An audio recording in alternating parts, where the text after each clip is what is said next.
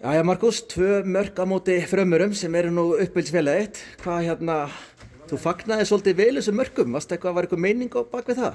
Nei, bara alltaf gaman að skora, þannig að okkur ekki að fagna. Einmitt. Og ég spurði nú Rúnar áðan, af hverju þeir reyndi ekki að fá þig og hann vissi ekki að þú værir á lausu. Hann hafði ekki hugmynd um það? Það gerist allt fljótt. Ingimar var snöggur að hringja í mig hérna bara strax í hér eftir, þannig að þetta gerist fljótt. Já. Akkurat. Varstu ekki bara sátt að komin á Skagann og komin í gott lið og virðist vera duglegri að mata þig og...